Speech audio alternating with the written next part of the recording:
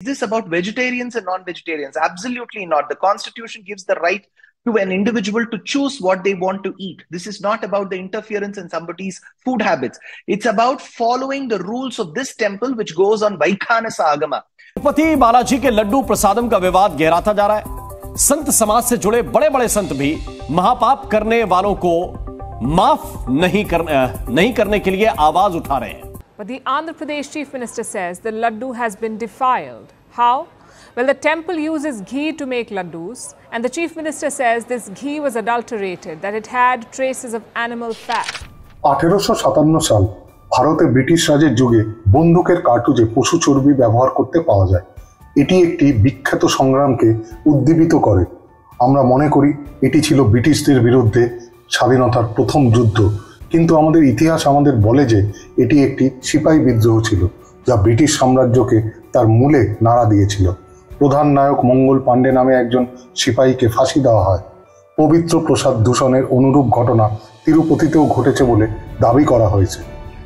সাম্প্রতিককালে তিরুপতি তিরুমালার ভগবান বেঙ্কটেশ্বর স্বামীর মন্দিরে একটি গুরুতর বিতর্কের কারণে খবরে রয়েছে। লাড্ডুর আকারে পবিত্র প্রসাদকে অপবিত্র করা হয়েছে।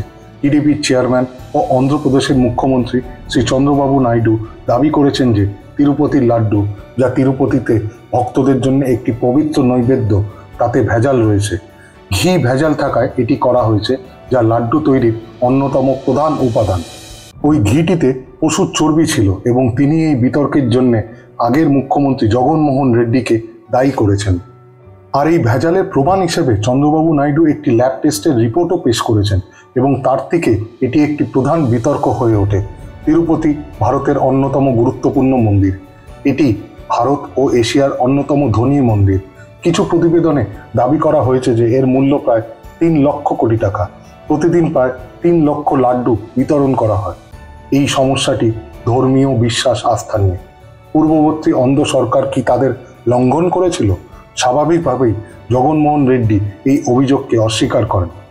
তিনি প্রধানমন্ত্রীকে চিঠিও লিখেছেন।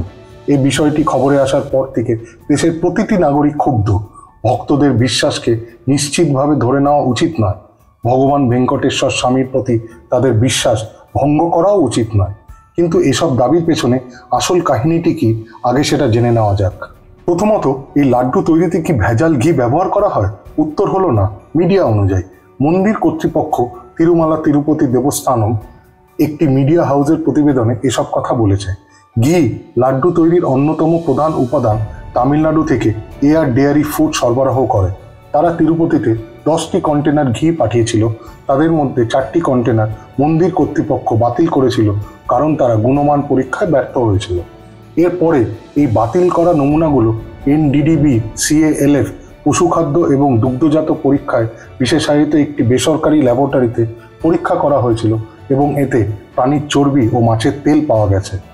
দ্বিতীয়ত, জগনমোহন রেড্ডি কি এতে জড়িত? সঠিক তদন্তে তা নিশ্চিত হওয়া যেতে পারে, কিন্তু এখানে কিছু বিষয় আমাদের দর্শকদের কাছে স্পষ্ট করা উচিত। জগন রেড্ডি খ্রিস্টান।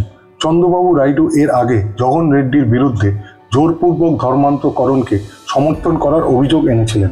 এই অভিযোগগুলো ছাড়াও বেশ কয়েকটি খবর প্রকাশিত হয়েছিল যে জোরপূর্বক ধর্মান্তকরণ করা হয়েছে অন্ধ্রপ্রদেশে জগনমোহন রেড্ডির সময়কালে, যা এমনকি ওয়াইএসআরসিপি দলের কিছু সদস্যরাও অভিযোগ করেছেন।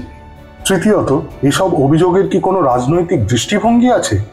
অন্ধ্র সরকার একটি বিশেষ তদন্ত দল গঠন করেছে। আশা করি তারা আমাদের সঠিক দিশা দেখাতে পারবে। ইতিমধ্যে তিরুপতির মন্দিরকে শুদ্ধিকরণ করা হয়েছে। মন্দিরটিকে শুদ্ধিকরণ করার জন্য 4 ঘন্টার প্রথারীতি মেনে আচার অনুষ্ঠান পালন করা হয়েছে। ভারতের food safety and standard authority Tirumala লাড্ডুতে ভেজাল ঘি সরবরাহের অভিযোগে এয়ার ডেয়ারিকে কারণ দেখানোর নোটিশ জারি করেছে। আরেকটি কথা হলো, 4টি কন্টেনারের ঘিতে পশু চর্বি বা মাছের তেল ইত্যাদি পাওয়া গেছে। যারা এই ঘি সরবরাহ করতেন তাদের তরফ থেকে কি কোনো সাবধানতা কেন গ্রহণ করা হয়নি? তারা কিভাবে কোনো গুণমান পরীক্ষা না করে সেই ঘির কন্টেনারকে মন্দিরে পাঠালেন? তাদের কি কোনো দায়িত্ব জ্ঞান নেই যে এই ঘি কোথায় কিসের জন্য ব্যবহৃত হবে? প্রধান প্রশ্ন হলো আস্থা ও বিশ্বাস সম্পর্কে। ভক্তরা কি তাদের আস্থা বজায় রাখার জন্য সরকারকে বিশ্বাস করতে পারবে? এটা ভারতীয় ধর্মনিরপেক্ষতার মূল শিলা।